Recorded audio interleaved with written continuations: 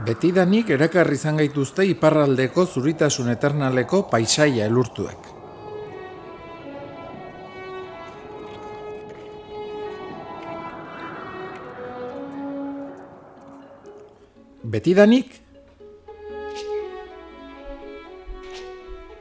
Betidanik asko esatea izango da.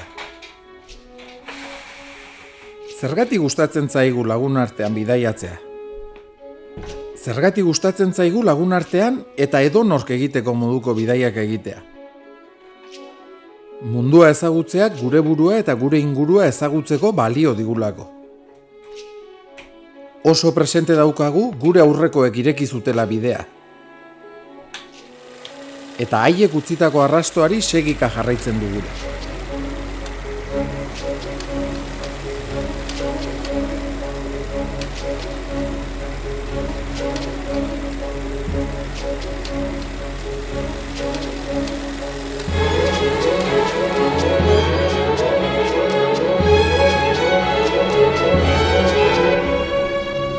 Tolosak Finlandiarekin duen lotura aspaldikoa da. 1923an, Hanula eta Sipilainen marinel finlandiarrei parranda luzatu zitzaien pasaian, eta etxera itzultzeko barkua galdu zuten.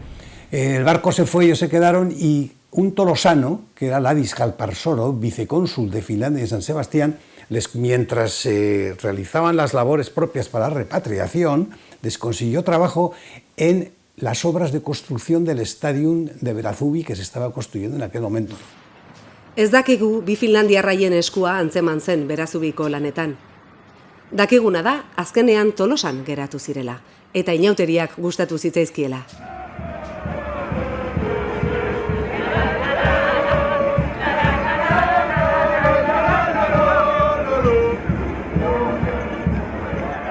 Beste Hanula eta Sipilainen horiek bezala, aitzaki bat hartu eta Finlandien badio bisita.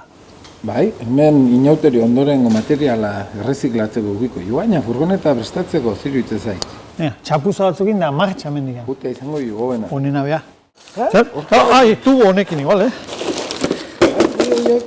A ver. Hau balekoek, bai, sondo. Aia!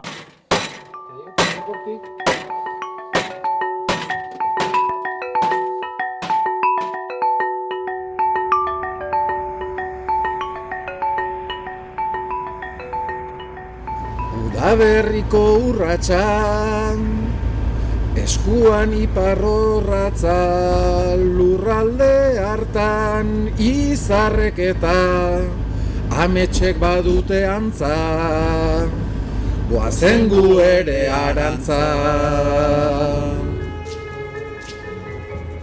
Guretzat, helmuga bezain garrantzitsua da bidea. Bidaiak aitzakia ezin hobeak dira lagun berriak egin eta zaharrak bisitatzeko. Aspaldiko! Bideko lehen geldialdia Ganten egingo dugu. Iñaki Etxeberria Oiartzuarra daukagulako zain. Nere lana dela eta gaina viajatzea, asko tokatu ziak, eta hoitako baten Euskadiko selekzioakin Mallorcako itzulira jun, eta Finlandiko federaziontzako karreretan zabilen neska bat izautu nian, tuiak inunen, eta, aurra zeitu genin, eta hortikan aurrea bi umeko eskorretu horretu gen, jasi eta ander, eta, holako kurioside pasatzen juk, eta horrela, bai. Furgonetako ordu luzeak labur egiten dira kontu kontari. Begirada konplizeak, eztabaidak, adarjotzeak, sentimentuak partekatzea. Horre guztiak egiten du bidea eder eta bidaia gogoangarri. Mintxe, goikaldeotan, hotzingoik, Mintxe.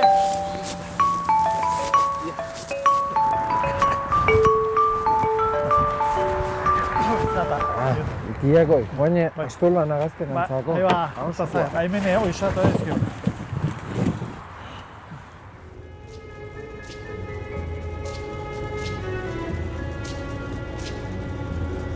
28 ordu eman ditugu ferrian Travemunde eta Helsinki arteko bidea egiten. Guretzat, esanai berezia du itsaso Baltikoak. Ezagutu dugu udan eta ezagutu dugu neguan. Oraingoan, udaberri hasieran etorri gara. Azken hilabeteetan gelatuta egon bada ere, portura iristean ferriak lasai egiten du aurrera urgazi izoztutan. Baltikoak ekarri eta eraman egiten gaitu. Gu bagoaz. Edo bagatoz.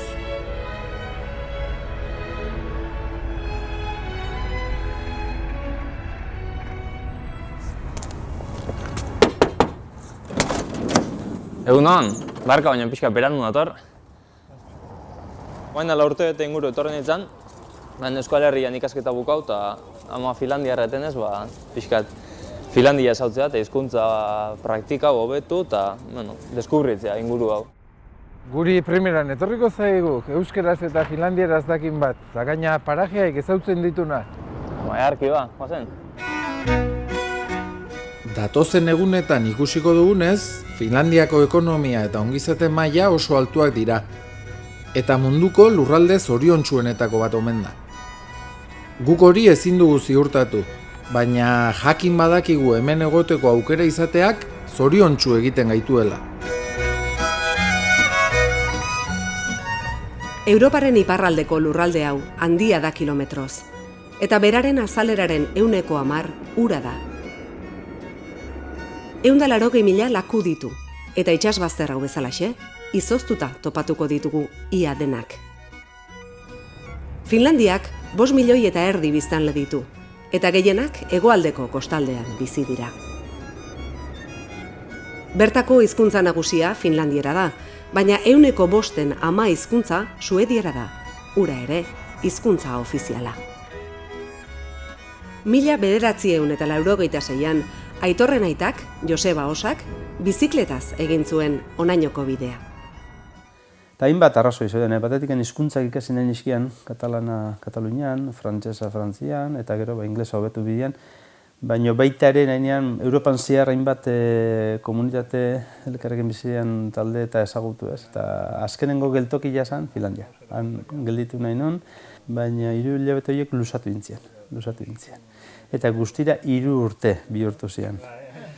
Han maite mintzalako, miakin, baina baita ere Finlandiakin eta Finlandiako hainbat gauzekin, ez? Hau desberdina zen, nolabait interesa jarri zulako gure kultura txikian, gure hizkuntza txikian, eta gerora enteratu nintzen zeatikan, zan hori. Euskalduntasunak nunbait ekartzen du alako interesa beste hizkuntza txikiekiko. Eta berdinak gertatzen zaigu finlandiarrekin.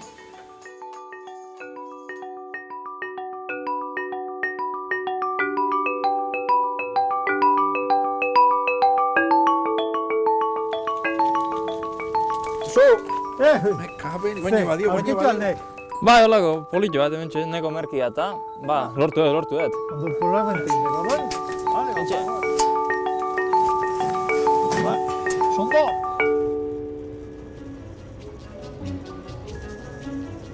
Lati Finlandiako ipareskiko gune oso garrantzitsua da, bai iraupen eskian eta baita jauzietan ere.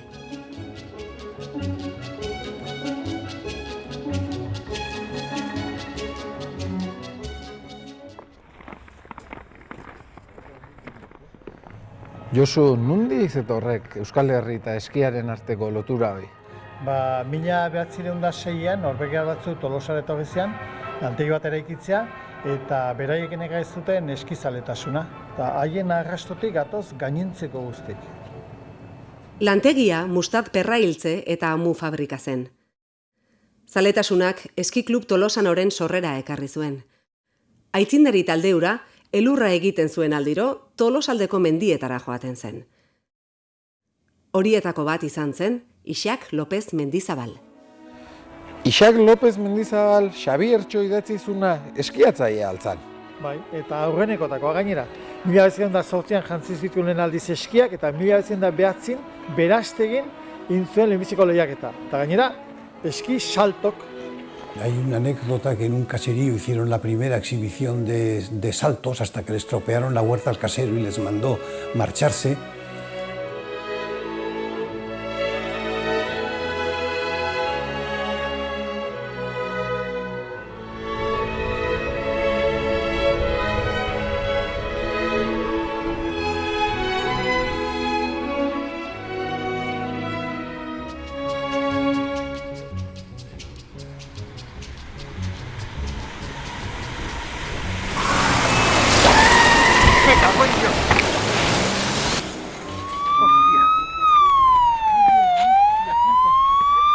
El día, yo, el día cámara.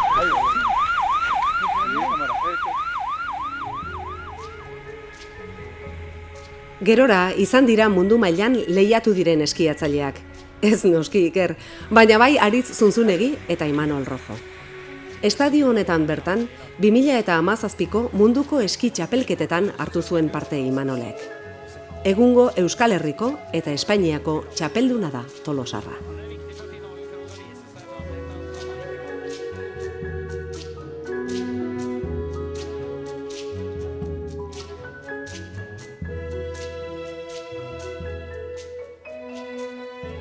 Gu simulagailuan jolasean aritu eta gero, benetako jauzilariak ikusteko aukera izan dugu.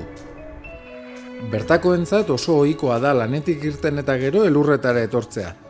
Guretzat, pilotalekura edo kiroldegira joatea den bezala. Okei, siis eli eniten kaikki materiaalista on suunniteltu just siihen lentoon, että ehkä se tärkein juttu... Oso garbi dugu gu laurotatik nor izango den jauzi ikastaroa jasoko duena. Zergatik? Erdi Finlandiarra bera delako. Aurrena jauzilari veteranoen aholkuak jaso ditu. Eta jarraian, haien aholkuak praktikan jartzen saiatu da.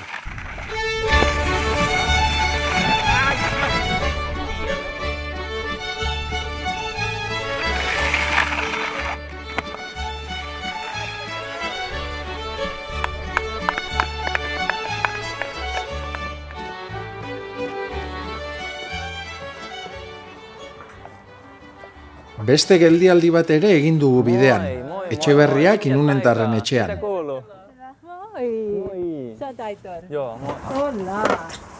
Miten menee? Niin, ja siis he vasta tulivat Baskimaasta ja ne on tuonut tämän sanakirjan sieltä just nyt. Kuka sen on lähettänyt? Mun vanhemmat lähettää tämän sanakirjan teille molemmille, kun te puhutte baskia, eikö niin? Sen jälkeen niitä sitten yskydas. Atiarekin eta monarekin. Ba, hemendik aurrea, aitakin eta monakin, edo beste edo zeinekin hitzeiteko, hortxeak azue. Euskara sumera iztegia. Eskerrik asko. Eskerrik asko. Suomitarri elkartea sortu zen, guia bikote moduan, familia moduan, hemen urte batzuk bizi izan da, eta gure helburu nagusia hasieratik zen hiztegia sortzea. Munduko lehenbiziko suomera euskara hiztegia, zuzenean, bitartekaritza hizkuntzarik gabe egindakoa. Biak dira deklinazioa dutenak. Orduan gramatikoki zuzenagoa eta zintzoagoa izango litzake bien artean zuzenean hiztegia izatea.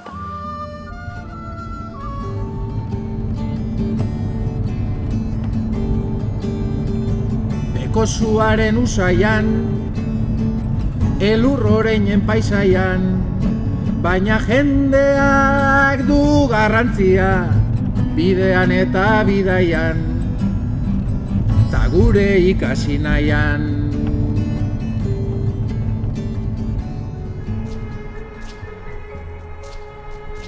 Hirurogeita 6 graduko latitudeko paraleloan dago zirkulu polar artikoa. Hortik gora, Laponia Finlandiarra hasten da. Laponia, Norvegia, Suedia, Errusia eta Finlandia artean banatuta dagoen herria da, hizkuntza, kultura eta izaera propioa dituena. Laponia niretzat beti izan da leku berezia, erakargarria. 84ean pasa ginen hemendik lehenbizi aldiz kotxez, gerora pasa ginen autobusez da 70 bat aldiz, baita ere pasa izan dugu bizikletaz, eskiz, Romanimi bezalako herri batzuk magikoak ziren, Tumbuktu eta Tamanrasset eta beste hainbat bezala.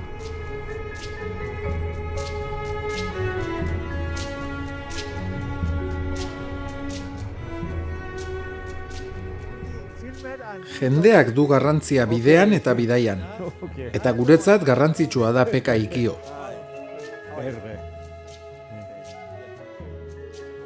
Bere etxean hartu baitu beste behin ere. Laponia Finlandiarreko Samien presidente izandakoa, behin baino gehiagotan egona da Euskal Herrian.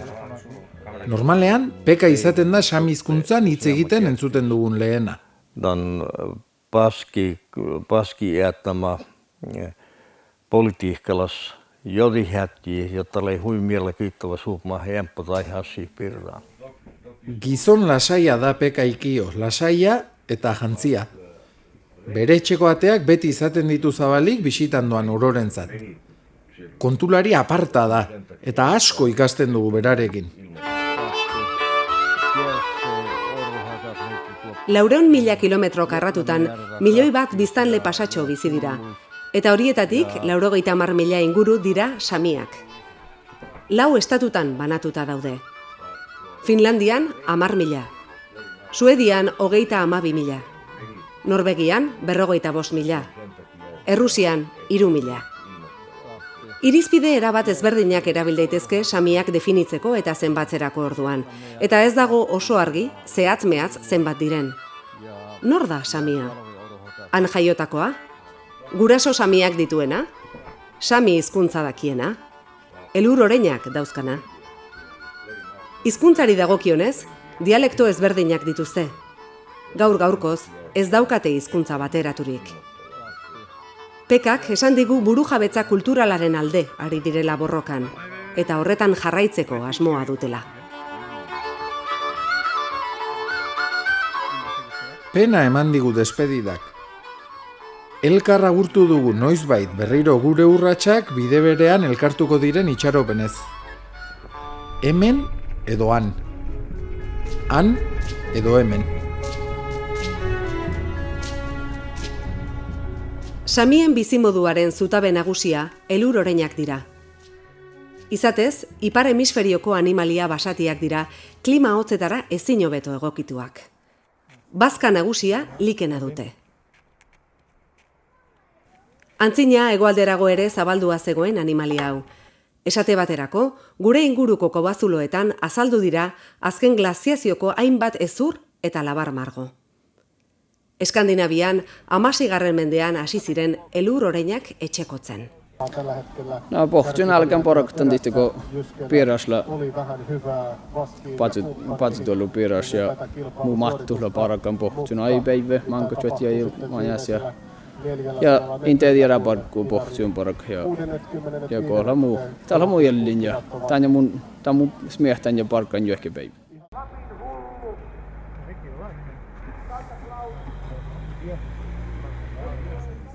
Ez gara asko harritu elurrorein lasterketak ikusi ditugunean.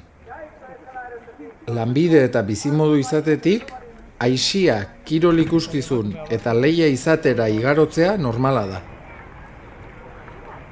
Gurean ere errotuak egon dira ididemak, ahari apustuak eta artzaintxakur lehiaketak esaterako.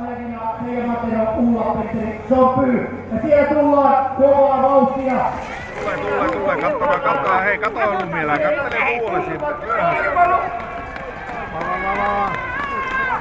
Nyt ei sitä saa.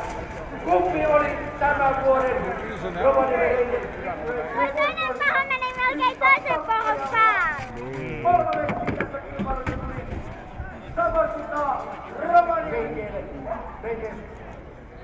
Hauek zenbateko abiadura harrapauko tegue? Nik uste 50 kilometro duko, nun batxor. Hainbeste, Rauko nuke guztu, hauetako bat. Nik elur oreinak ez, baina nik hor bazazkate, zaldi batzuk. Bai?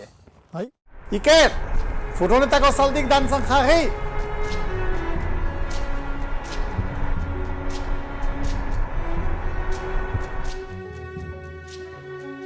Joika samien kantu tradizionala da. Improvisazioaren eta kantu ikasiaren artean aritzen dira jolasean, bien arteko muga non dagoen ondo egi jakin gabe. Ja tällä takkar Arpe Vierru, niin sitten saa puolvaspuolella tai puolvaspulvi toppe kulttuurisiste ikosteves kuplas. Mutta tämä ikkehän tällä tehdään mutta suvata tilli ja juoikana maittai tällä Ohpaa huvon Skoopline. Nuko, niin Skooplasta peotseikas Sami Musiikka-akademiassa. Tradiziotik edan duen improvisazio mota honek berritzen ere jakindu. Horrela, gazteen gana iristen ere asmatu dute. Akapela abestu daiteke eta baita instrumentu ez lagunduta ere. Musika, hitz eta soinuen bidez, maitasunari, bizitzari eta heriotzari abesten diete. baina baita pertsonei, animaliei eta naturari ere.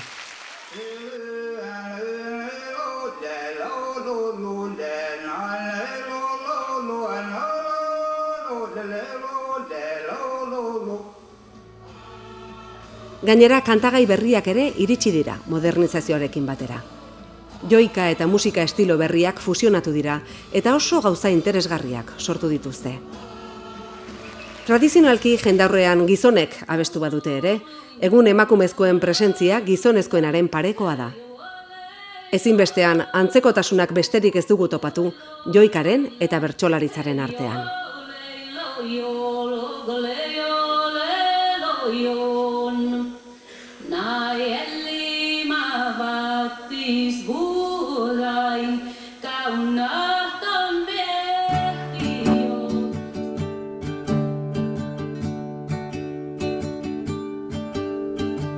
Bertsolaritza eta joika, mende askotako soka, munduan gure antzeko beste, asko ere badagota, sentimentuak borborka. Eutxi tuboi zuzenen. Bai, pixkat hortxe, bai, hor. Bale, bai, olduola, txen, bai. Sauna mobila bat zeukeu ja? Etor, eurgo jokarri barkopa. Bai.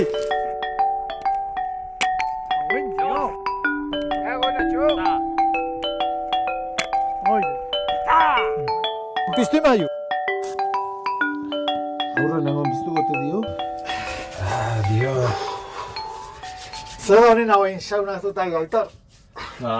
Finlandian elurreta saltatzia. Segi ba. Opa, aztia!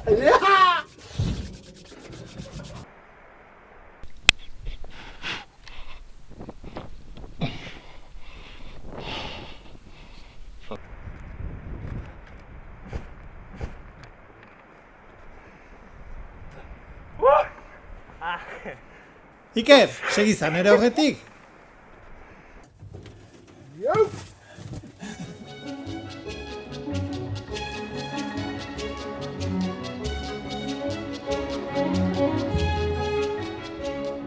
Eta han kultura bada, han lehen jendea saunan jaiotze zan, saunan erditzen zian, berotasuna eta urberua eta higiene zeolako.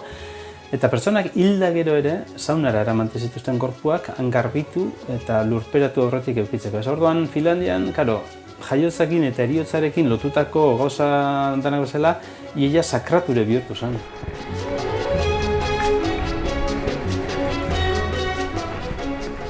Duela milaka urte, ipar latitudeetan eta inguru menditsuetan bizi zen gizakiak zerbait asmatu beharra zeukan, elur bigunetan, gu orantxe bezala, gerriraino sartu gabe ibiltzeko.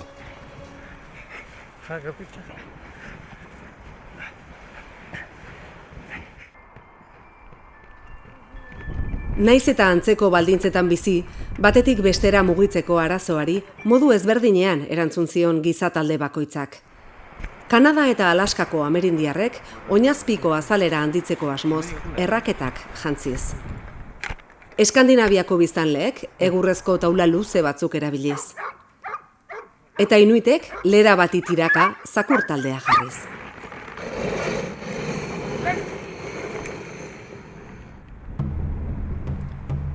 Elurra zerbait magikoa da guretzat. Zuriz estalitako parajeak ezin ederragoak iruditzen zaizkigu. Elurra guregana ez badator, gu joaten gara elurretara. Eskitaulak eta elur erraketak geure aisialdirako erabiltzen ditugu. Hotzako hotz eta arriskuak arrisku, nahi dugulako etorri gara oraingoan ere.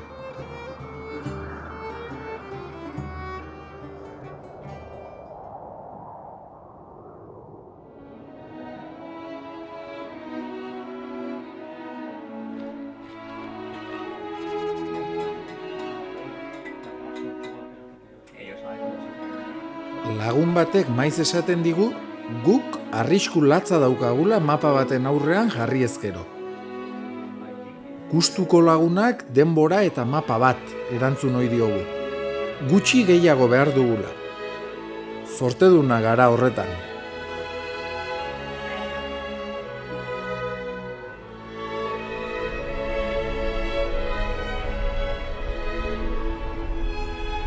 Lagun artean eta edonork egiteko moduko bidaiak egitea gustatzen zaigu. Horizontala suertatzen zaigu erakargarri. Agian jendea horizontalean bizi delako. Agian vertikalak bertigoa ematen digulako. Edozein aitzakia ona izaten da lagun berriak egin eta informazioa trukatzeko. Ez da baliabide gehiegi behar. Besteak beste, ia 20 urte lehenago, 3 pauso, 3 norabide espedizioan erabilitako leretako bat birziklatu dugu. Zinta amerikarrarekin txapuzak egiten espezialista garagu. Beste pulkak ere nabari da ez direla enkarguz erositakoak. 2 eskobak irtenekin gerrira lotu, behar dugun guztia hartu dugula giaztatu eta prest gaude abiatzeko.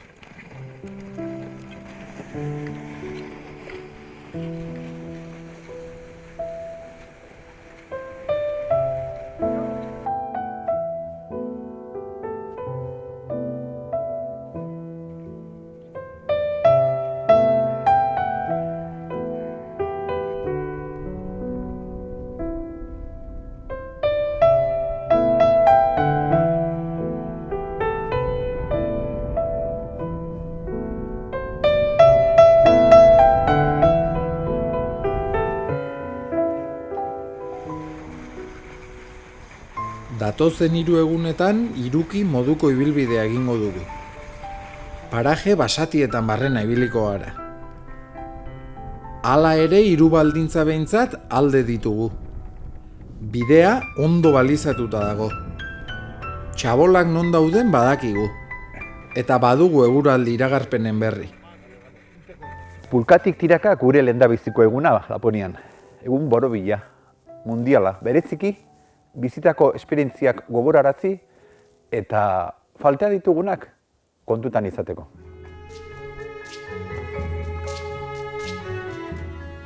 Eguna amaituta estimatzen da aterpe baten goxoa.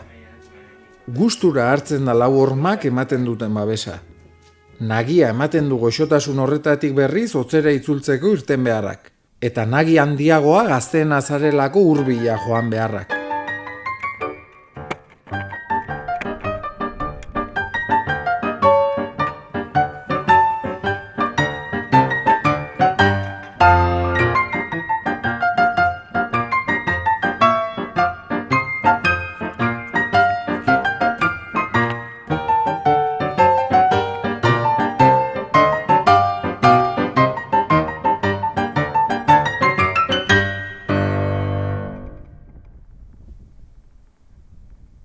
Gaua pasatzeko txabolak luxu bat dira guretzat.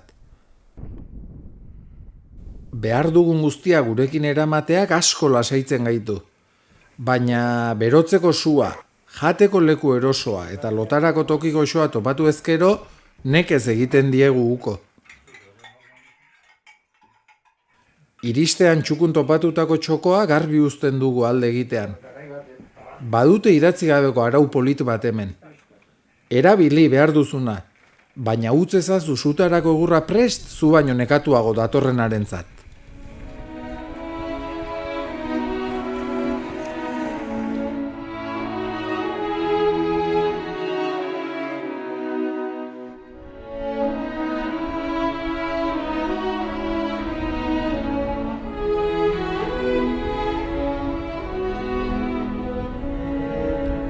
Sahariselka eski estazio handia da. 200 kilometrotik gora daude markatuak eta prestatuak. Zirkuitu hauek luzera eta zailtasun ezberdinekoak dira, eta eskiatzaile bakoitzak erabakitzen du nondik nora ibili.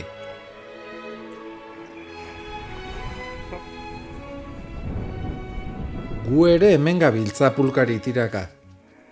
Batzuetan indarrak neurtuz, gehiegi berotu gabe, ibilian asko izerditzea geratzean azkar hoztea dakarrelako. Besteetan denak eman da, eta hala ere, ezinean.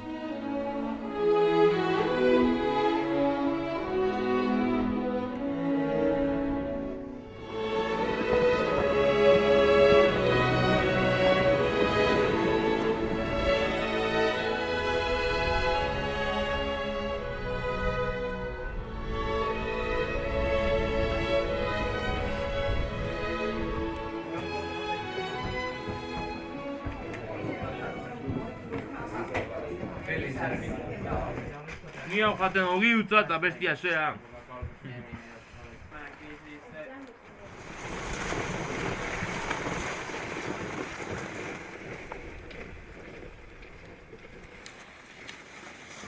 Orain gabiltzan baso borealari taiga deitzen zaio.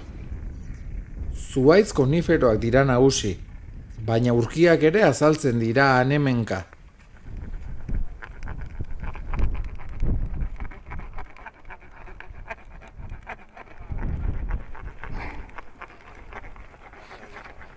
Gorantz goazen neurrian, nahikoa da altuera gutxi igotzea zuhaitzik gabeko paisaia topatzeko. Tundra izenez ezagutzen da hau, eta goroldioz eta likenez osatutako landaredia du. Guretzat, biak dira gustuko. Basoak haizetik babesten gaitu, baina urrutiko ikuspegia eragozten digu. Mendimuinoek aldiz, zerumuga zoragarria eskaintzen digute, haize izoztuak begiak malkotan jartzen dizkigun arte.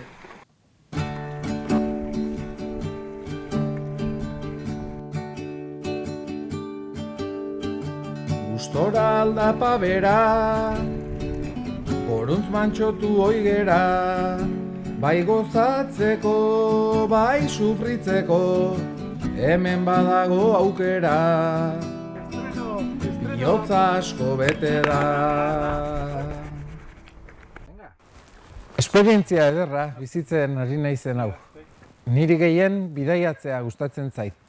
Mendiak eta naturak nire buruarekin egoteko eta nire burua hobeto ezagutzeko aukera ematen didate. Kasu honetan Laponian pulka bati tiraka.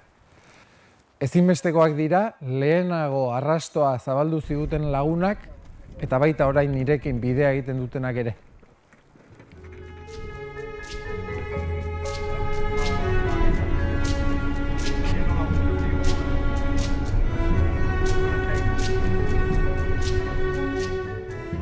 Laponia Finlandiarrean dago ibalo. Bertako aireportura iritsi ziren 1964an 6 euskaldun eski zeharkaldi luze bat egiteko asmotan.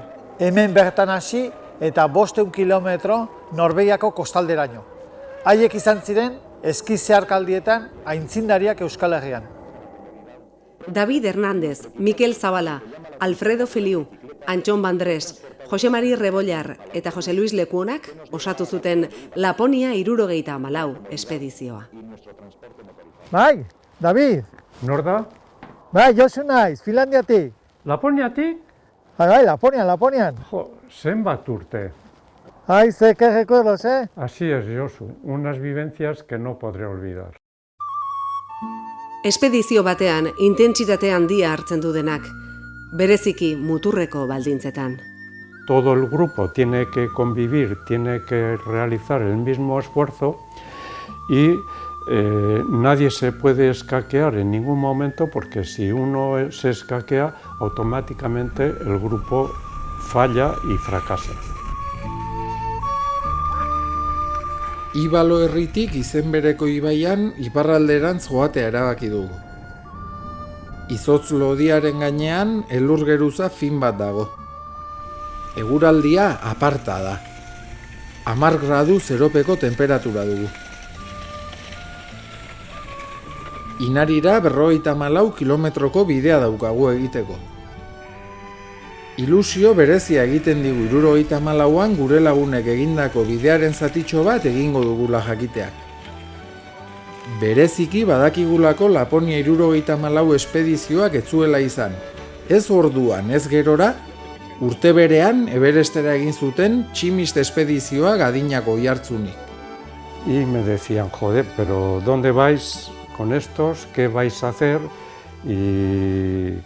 ¿Y quiénes sois? Que no os conoce nadie. Y dije, bueno, deportivamente sí somos conocidos, pero yo pienso que para hacer una expedición no hace falta ser la élite del mundo y creo que tenemos derecho, todo, hasta el más humilde, tiene derecho a poder hacer una expedición.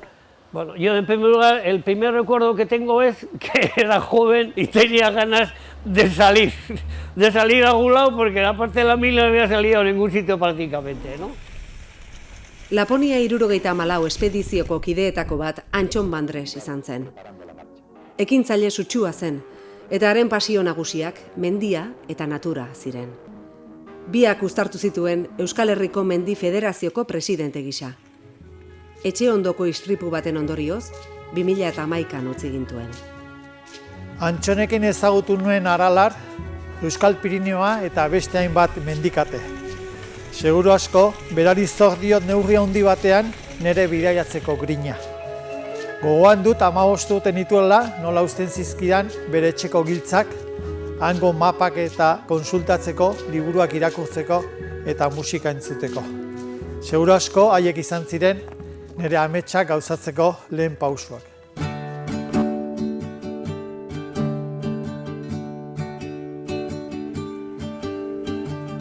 Etorri ziren haiena, ametsa eta kemena, gero besteok jarraitu dugu, arrasto hortan barrena,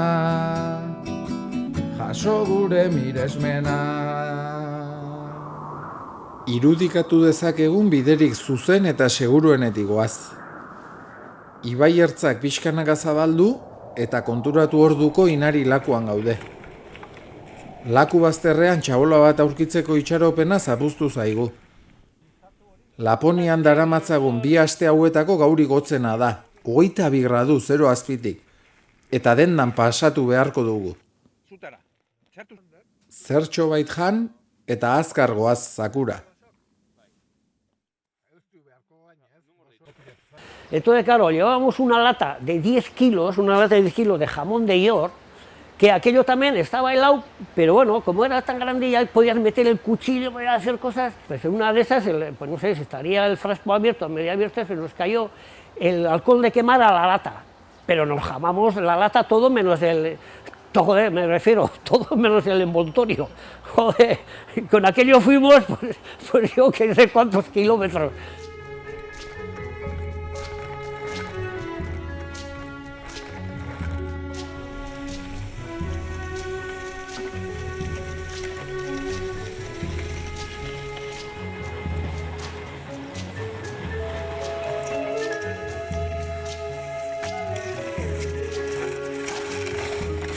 Elur motorretan etorritako arrantzalengana iritsi garenean, Aitorri esker laster egin ditugu lagun berriak. Finlandieraz elkar ulertzeak asko errazten ditu hartu emanak.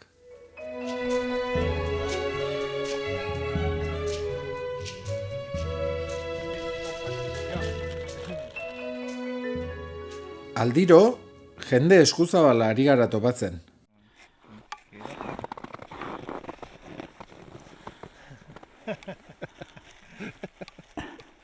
Tosi eda. Kiitos. Inari lakuan jarraitzen dugu. Aintzira honen azalera 1000 kilometro karratukoa da. Gu Lauron sorlekuaren, alegia, Gipuzkoaren erdia. Hala ere ez du gure lurraldearen antzik. Inon eremu horizontali baldin badago, hauxe da erabateko ordeka.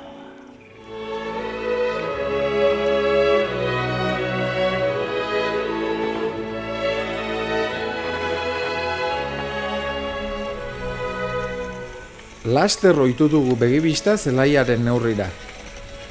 Bidea markatzen duten makiltxoak erraz bereizten ditugu urrutira. Eta martxa honean goaz aurrera.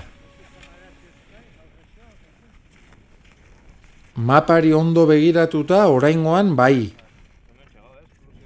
Oraingoan aterpe dotorea topatu dugu.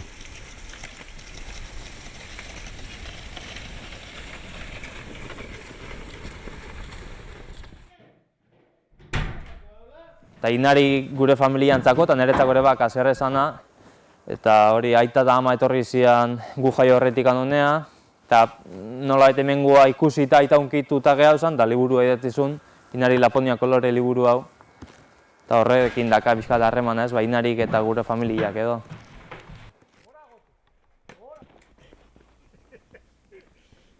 Airetiko irudiak nahi ditugunez, eta denbora pasa gaudenez, dron bat eraikitzea pentsatu dugu.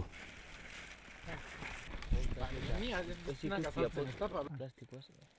Bero horretzen nahi da zela, Boltak inda, ez ikutzia plastikoaz.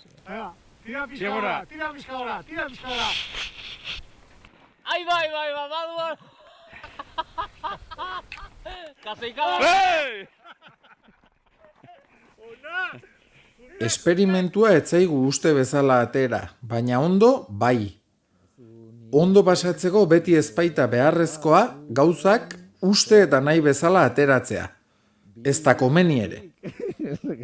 Tripak bota beharrean barrez aritu gara gaur. Atzo erdi utzi genuela joan ginen lotara, eta gaur berriz bapo janda. David Hernández aitzindaria izan zen. Gaur egun ditugun baliabide teknikoak izan gabe, eta bitarteko gutxirekin, beren irteerak eta espedizioak grabatzeari ekin zion, eta apurka bidea eginez joan zen. Y en el 78 aproximadamente me llamó Anchón Vandrés y me dice: oye, joder, no sé, en la federación nos gustaría ver la posibilidad de hacer algún festival. Y yo le dije, bueno, pues déjame estudiarlo, déjame pensarlo. Y así me metí en un berenjenal que supusieron 8 años de trabajo intensivo y con 7 festivales, con lo cual la flor innata del alpinismo europeo acudió a San Sebastián y los escaladores de aquí, del País Vasco, pudieron escalar con los mejores alpinistas del momento en Europa. Det var Northosgøya som lurer på ei rå. Hei, falle jeg, hvordan de skulle Milderen si dotter på Fiolatland leifi og da. Guretzat egun batzuetako paisaia dena, paisaia betierekoa da samientzat. Guk bidaia deitzen diogun hau, bizimodua da haientzat. Guk alde egingo dugu. Samiak hemen geratuko dira. Men hvor skal jeg sette mitt korn i natt? Hei, falle jeg så ikke at rotter og mus tikte fatt Fiolatland leifi og da. Du kan sette det att med min dotters seng. Hei, falle jeg, for det finnes ikke eneste mus oppi den Fiolatland leifi og da. Zeharkaldia ez da oso luzea izan, baina niretzat beste aitzaki ezin hobe bat berriro lurralde hauetara bueltatzeko. Oso beharra izan da sami kultura hurbilagotik ezautzia, jendiakin topo itia eta kontaktuak itia eta bestelako kultura bat pixkat, beste modu batea ikustia. Beste behin egindako ahalegin fisikoak merezi izan du. Bakarkako eta taldeko lanak ondo uztartu ditugu. Depositoa erregaiz gainezka daramat, etorkizuneko asmo eta proiektuetarako. Amets berriak hor daude zain, eskueran, noiz beteko.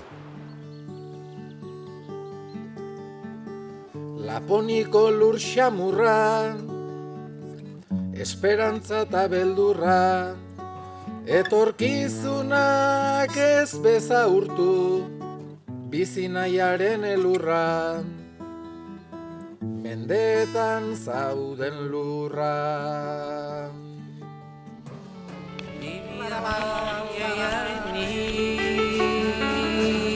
Doba dobi dobi David dobi dobi na dobi ni oxi na dobi ako say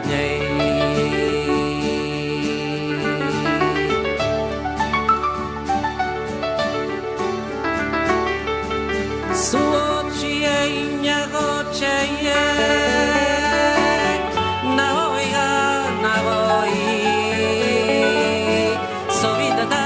Sobidova, sobidni, na